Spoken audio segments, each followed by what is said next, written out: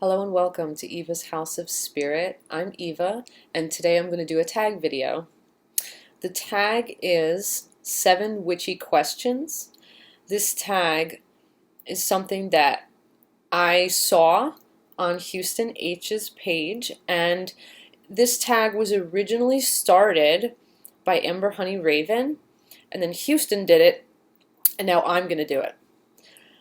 I decided to do this because I thought it would be kind of fun, and I thought it might be interesting. You know, maybe you could learn a little something about me. Not that I'm that wonderful, but you know, you may wonder, like, stuff about me, so this might be a little fun, a way to get acquainted. Okay, so I wrote down all the questions, and I'm going to answer them as best as I can. Gonna be totally honest and everything like that. And I hope I don't sound like a weirdo at any point. But, okay, here goes. Question number 1. What is your biggest spell disaster story? I have 2, actually, that stick out in my mind. The first one was way back when I was 15 years old. I didn't understand fully certain things about witch bottles. I understood the concept that it's supposed to protect you. Well, anyway, so I was having, I don't remember exactly what was going on, but I was having some kind of problems or drama at school. And there was this other girl that I was just so angry at. And I tried to make a witch bottle, you know, to protect me, and like, I don't know, I think I thought it would like send negativity to her. So I put her picture in the bottle along with like the nails and the sharp things, and you know, I peed in the bottle and did all that kind of stuff. And strangely, I wasn't being as protected, I found later, as I was hoping. Things just weren't going well for me. And so what happened was, I was all upset about it, and I went and I talked to someone I knew who, you know, was older than me. They were a practitioner, and I'm like, yeah, so I tried to do this spell bottle, and you know, I put her picture in there. And he just turned to me. And he looked at me straight in the face and he goes, you know what you did? And I said, no, what did I do? And he was basically like, when you put her picture in the bottle, you made the witch bottle for her. It's protecting her. So that was my first really like silly spell disaster. The second one that sticks out in my mind wasn't really a spell. It actually came from a prayer and offering that I had done. And this was years later. I think I was somewhere in my 20s at the time. For those of you that don't know, I'm 33 years old now. But I was in my 20s, and I was dating this guy that I thought was like the bee's knees, you know. We all have that moment or that time in our life when, you know, I don't know, are a little foolish when it comes to love, you know. You fall head over heels for maybe someone that doesn't really deserve your love. Well, this was one of those situations, and you know, he would kind of play like head games, and he was like, oh, I'm honest with you, but then later on he would say things like, oh, I don't love you, but read between the lines, you know, like one of those kind of people. Well, anyway, he would see these other girls while he was seeing me, and I was like so like, you know, believing that if I was just like the best girl, maybe he would like leave these other girls and just be with me. It was so, so sad.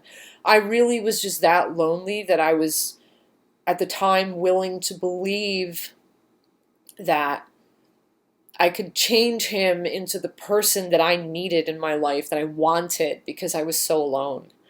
And I really believed like I could somehow love him enough that he would change his ways. Well, anyway, that said, he was seeing this one girl, one of many, and I was just so devastated about it. And so what I did is I went to visit a friend, and my friend was affiliated with Santeria, and I'm going to say affiliated because I'm not sure that this person actually received like full-on initiation. I know this person, I don't talk to this person anymore, but at the time, I know this person had their eleques. I don't know if they went any further than that, and I don't know, or I think they got their eleques. I don't even know. Like, I don't know the extent of like, if they got their warriors, I don't know how deeply into it they were, but anyhow, they had an altar to Elewa, and I was very, very, very upset. So, I asked like, hey, can I go in there? Can I talk to Elewa? Can I leave like an offering? And my friend was like, yeah, sure, that's cool. So I go in there, and I get down on my knees, and I knock on the floor 3 times. And I'm not initiated, by the way. Like, just to let you know, I'm not initiated, haven't had necklaces, warriors, anything like that. Like, I haven't, none of that. Not that there's any specific reason, I just have not. Anyhow, so I got down on my knees, I knocked on the floor 3 times, and I, gave the offering. I forget what it was I even brought. I don't even remember what I had brought with me, but I remember leaving some sort of offering there, at the altar, and I just poured my heart out.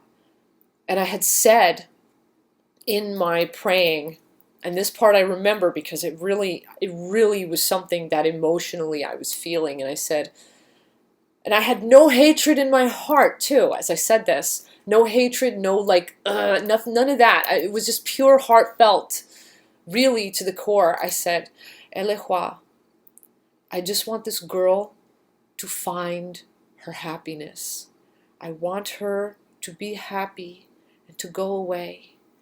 I want her to be loved and to be happy. And I thought, I had believed at the time that, maybe Elehua would make her happy and give her like someone that would love her, and she'd be out of my life, and me and this person that I thought was so great that like we'd be together. Well, that's not how it played out, but it's funny because I didn't realize it until much, much later in hindsight. Well, today, at this point in my life, I'm married to a very, very wonderful man.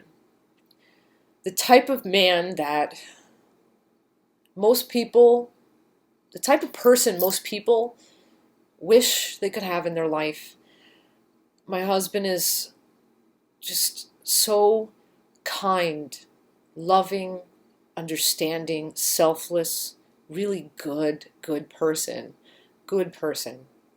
He was raised right. Really great guy. Well, anyway, so after this whole thing had happened, praying, a bunch of other drama ensued that I'll spare you, but needless to say, eventually, I found the strength to get the hell away from this guy. I found, and I had my moment of doubt, but I extricated myself from that situation. It was very hard with that guy that I thought was so great. And then I started, seeing my husband, well, he wasn't my husband at the time, but he became my husband, obviously. And then one day, I'm in the bathroom, and it just suddenly dawns on me. And I remembered that prayer. And it's funny because when I got together with the man who's now my husband, I left the town that I lived in, where this guy that I thought was so great lived. So it dawns on me, and I'm like, holy crap, I found someone who loves me. I went away. I am happy.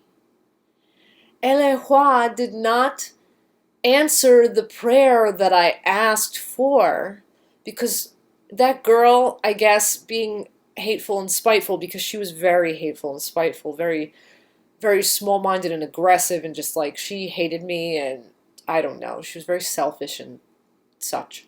And I know this is true because I had dealings with her, and other people had had dealings with her, and well, anyway, I saw later on in hindsight that Elihua had answered the prayer instead of giving her the happiness, instead of letting her move away, instead of giving her someone to love her. Elihua gave that to me. And I think the reason why I got that was because I put, as much as it hurt me that this girl was with this guy, Elihua saw that he was a jerk, that he was a manipulator, and that she was just a very selfish kind of person. I mean, the reason why I say she's selfish is like she would even pull things. Like she would tell this guy I was seeing, like, if you don't stop seeing, Eve, I'll kill myself. She would say things like that. That's an awful thing to do to someone. So, and she would do things like that all the time. So I knew she was small-minded. I knew that she was that type of person, that type of, like, selfish. She would always, like, play emotional drama games. Now, I mean, hey, I had my issues too. My point being that is probably one of the biggest disaster stories that I have. But it's funny because it really wasn't a disaster after all. I prayed for something with my whole heart, but I was rewarded for not wishing this girl negativity. I was rewarded for putting my pain and my selfishness and my desires aside and saying, bless my enemy. So, sorry if I went a little long with that, with question 1, but okay, let's move on.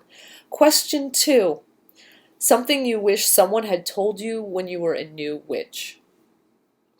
Trust your gut feelings. They're there for a reason.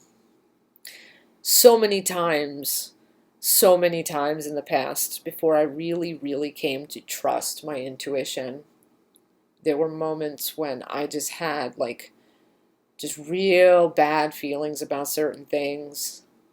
Couldn't understand why, but I just had, like, real bad feelings, and I didn't listen to those feelings, and then bad things would happen.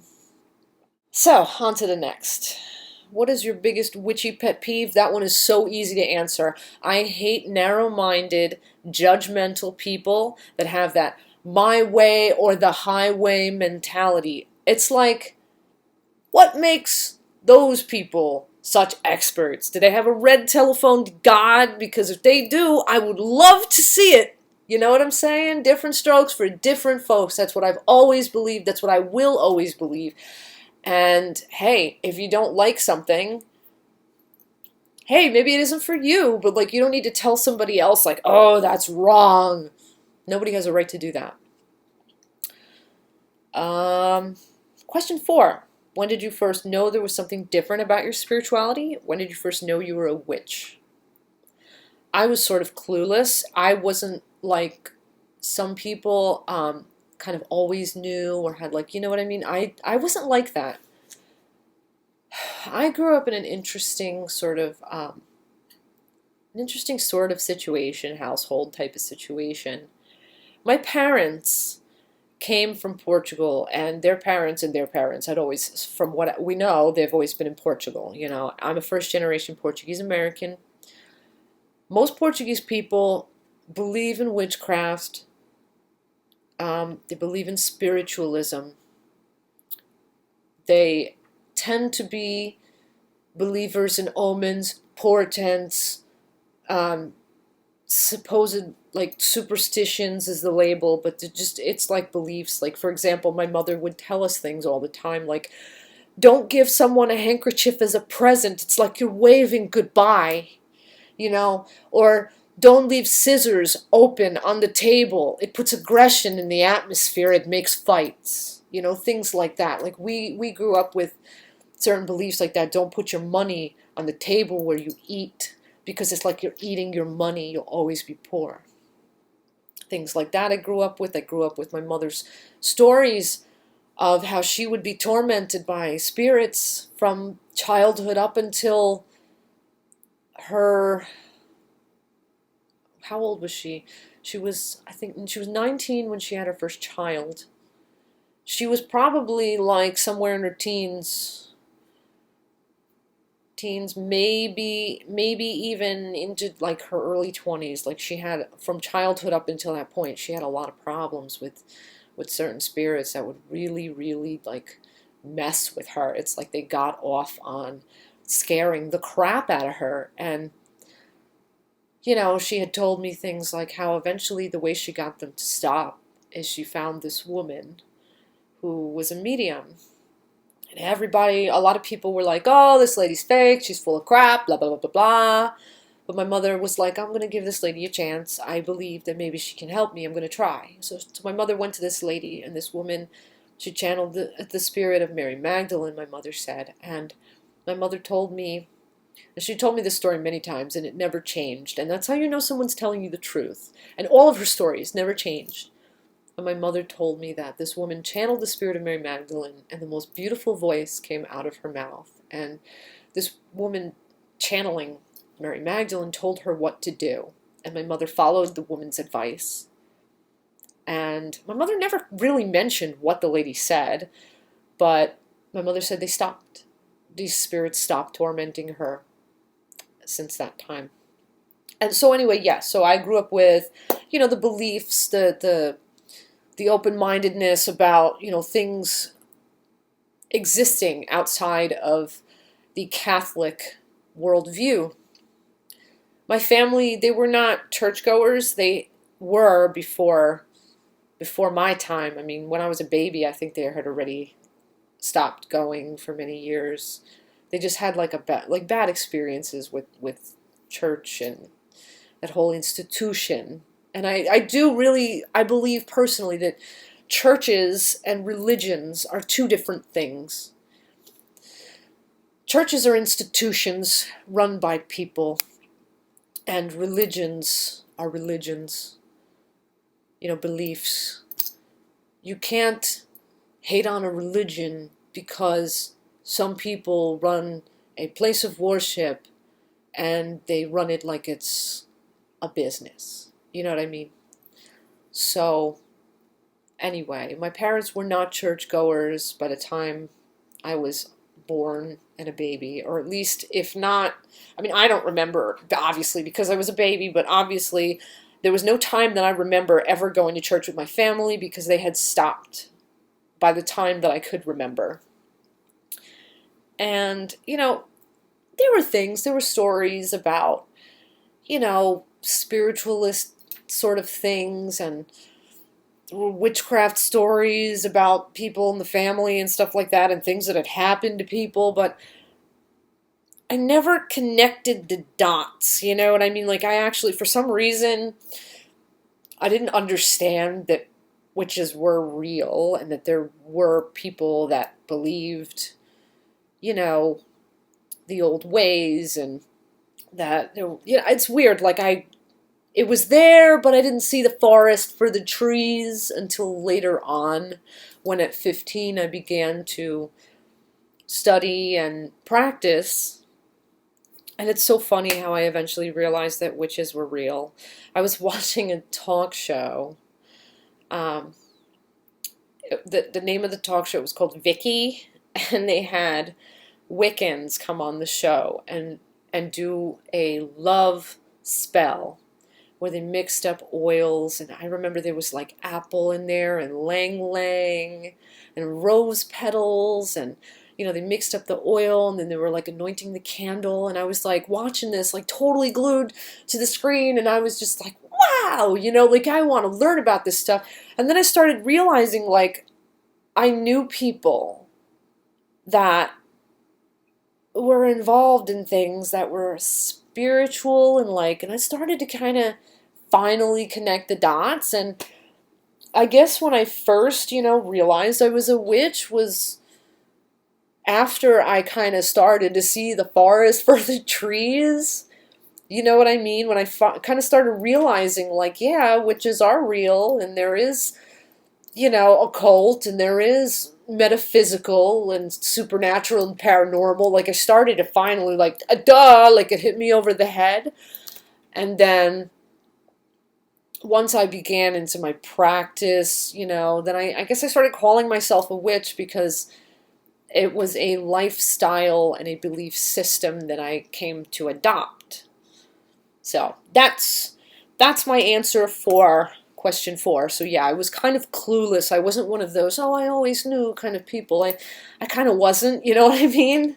Which is, I don't know, funny about me, I guess. But anyway, on to the next. What is the best witchy book you've ever read? This is question 5. The best witchy book I have ever read. It's really hard to pick one favorite, but one that sticks out in my mind is The Once and Future King by T.H. White. And it's basically the Arthurian legend, an interpretation of that, and it's such an amazing book. I mean, if you want to read the story of King Arthur to kind of acquaint yourself with the lore of that story, and I would say read The Once and Future King. Awesome interpretation. I also have with me 3 books that I pulled off my shelf that I can easily say are among my favorites. The first one is actually not really, I guess, supposed to be a witchy book. It's called Reinventing Home, and it's a book that is a collection of essays, and it's written by 6 working women, and they're looking at, they're kind of, it's like introspective essays about their home lives. And down here is a list of all the authors of the essays, and we have Laurie Abraham, Mary Beth Danielson, Nancy Eberl, I hope I'm pronouncing that right, Laura Green, Janice Rosenberg, and Carol Stoner. And I bookmarked one little passage, like throughout this book. I have all these little underlinings and stuff. I don't know if you could see, but like the whole book is like this underlinings, highlightings. The reason why I was drawn to this book, before I read you the little passage, is I have always felt that spirit for a lot of people is very much tied to home. Home, whether it be in the sense of your roots, who you are, or home as in the place that you call home, where you dwell, your domestic place. And reading these essays, it just opened my eyes, So this is a little passage I just want to share with you to give you an idea of like kind of the sort of writings in this book. When you really feel at home, the things are no longer your things, but the house's things. The atmosphere is not something you've created, but the house's very own atmosphere, into which you enter and from which you depart. A great weight is lifted. The house has a life of its own, and so do you. Just those little passages, it's like... And then there's this other passage that follows it that I underlined as well. Maybe once you have adult responsibilities, the experience of feeling at home is a kind of grace, and you should just be happy when it happens and not go around trying to figure out how to get more. I don't think so, though. I think once we recognize what it is, relief from a sense of exclusive responsibility, we can claim it for ourselves and give it to each other, and I think we should. Just these are really, really awesome essays. So I don't know if there's another edition of this book. I don't know if it's even still in print. I found this in a dollar store for $1, and I felt very spiritually connected to this book. So this is one of my favorite witchy books. Another one that I want to tell you about is this book. It's called Celestially Auspicious Occasions, Seasons, Cycles, and Celebrations by Donna Hennes, and I hope I'm saying her name correctly. Great, great, great book. This is such an awesome book. It's really informative and inspirational about the tides and times of the year. It talks about the Sabbats and the S-bats, and it talks about, the things like the moon and the stars and lunar eclipses and months and leap years and birthdays and the significance of these things to various peoples and cultures, and it's just so interesting. And again, I bookmarked a little passage I want to read you, and this actually has to deal with the autumn equinox. I thought you would find this interesting. So here goes. I'm going to read you 3 paragraphs, but they're really, really cool, I promise. So, here goes. Despite the clear and rational necessity, there is considerable and understandable reluctance to scythe the last sheaf of grain. For here lives the great grain mother and her child, she who has always fed us, to whom we owe our existence. Can we slash her body with a sickle? Can we allow her to be tread upon and trampled on the threshing floor? Can we cook and eat her seed and feed her broken corpse to the animals? In ancient Egypt, the reapers beat their breasts and cried aloud as they worked. Their mournful laments invoked Isis, the goddess who introduced corn, grain to her faithful. These doleful dirges at the death of the grain are called maneros, in reference to the phrase, "Come to thy house," a funeral chant that appears in the Book of the Dead and other Egyptian scriptures. Plaintive harvest songs were sung throughout Western Asia as well. In Phoenicia they moaned strains of woe to us as they scythed the sheaves. According to the Cherokees, corn sprang from the blood of an old woman who was murdered by her own wayward sons. Once the last corn was gathered, the harvesters stood at the 4 corners of the field and wept and wailed, lamenting the bloody death of Selu, the old woman of the corn. After the ingathering, special care was taken to make sure the path from the fields to the village was kept clear in order to encourage old woman Maize to stay home and not wander about. Very cool, right? So cool. I love this book is just amazing. Like, if you really want to get acquainted with the tides and times, just really read some interesting, inspirational material, I recommend this book. It is an awesome, awesome book. So awesome. And then the last book that I want to mention among my best witchy books is this really cool one I picked up at Barnes & Noble. It's called The Mythic Journey, The Meaning of Myth as a Guide for Life. I bought this book because at the time that I bought this book, I guess I was just really interested in the concept of scripture in the sense of like, okay, well, some religions have their holy book. So I'm thinking like, well, what do pagans and alternative faith, practitioners have? And we have myths. Well, this book is so cool because what it does is it tells you, the myths, and, it gives you like a little explanation. Like, for example, here we have like the Eternal Triangle, and the story is the marriage of Zeus and Hera, And it says that it's about commitment versus freedom. Like, they tell you, like, what this story is about. And it says, one of the most famous mythic portrayals of infidelity is the marriage of Zeus and Hera, classical king and queen of the gods. Here we find not just one triangle, but a sequence of them, for Zeus is the archetypal serial adulterer with Hera, the jealous wife. Their married life is a catalogue of affairs seasoned with jealousy, revenge, and illegitimate children, yet somehow their marriage survives. That's just like the introduction, and every story has like a little introduction like that, saying this story has to do with this. And then they give you like a little introduction. And then you read the mythical story.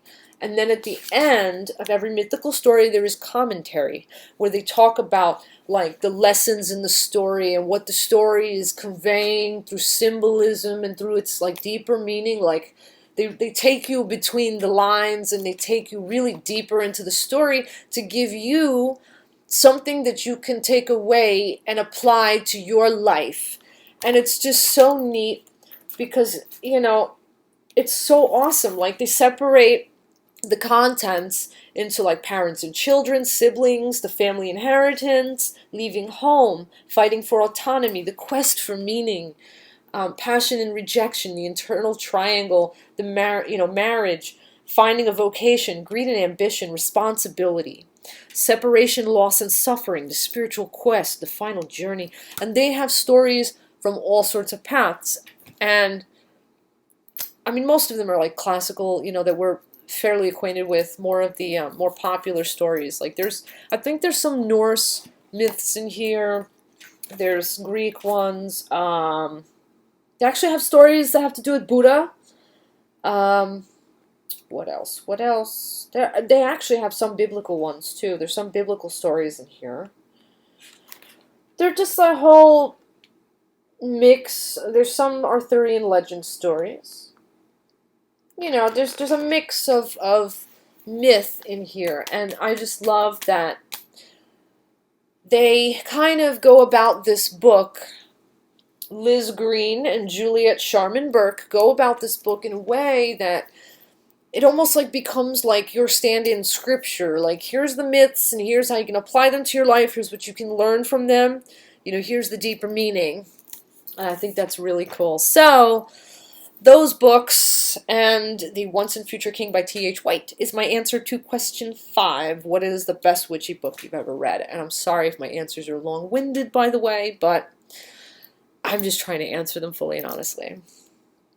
So, on to the next. What is the best witchy movie or TV show? A while ago, there was a movie that was made for cable. I think it was on TNT, if I'm not mistaken. It was called The Mists of Avalon. Awesome, awesome movie made for TV. I also loved The Craft. Lirio, the shopkeeper, was my favorite character. And recently I saw Maleficent. Great movie. Oh my God. Not going to ruin it for you if you haven't seen it. But it's not like you think. It's not what you expect. The ending will be cool as hell. I just don't want to ruin it, but it's so good. It is so good. And number 7. Have you ever doubted your craft? If so, what did you do about it? Well, I honestly don't recall a time that I've ever doubted my craft, but I have doubted my abilities as a reader. And what helped me with doubting my abilities as a reader, as a tarot reader, is the confirmation that I received or receive. Because, I mean, I never just, like, take it for granted, oh, I know I'm right. You know what I mean? I always kind of, like, sit on pins and needles, like, oh, I hope that I really, you know, did this carefully enough, and I hope that I interpreted it right and conveyed it correctly. You know, so the feedback I get, it helps me to, you know, be confident and just be like, okay, I'm good, I can do this. Like, I'm not totally, like, going about this in the wrong way. I'm not completely misinterpreting, you know, the feelings and things that I get. Like, I'm on course. I'm doing well. So feedback, confirmation gives me confidence. I mean, I don't want to say like I'm all like, oh, I'm so confident now, but I'm a lot more confident. I don't feel that I am the type of person that will ever feel like, I got this. I'm not one of those people that, like, when I read, I don't walk around like, yeah, I know I'm going to give them the perfect answer. Because I feel that, hey, I'm human. I'm fallible. Knock wood, I have yet to have anybody at all, tell me that I was ever, like, wrong, I've never had a reading where someone said, you were completely off and it didn't make sense. Never had that, knock wood, ever.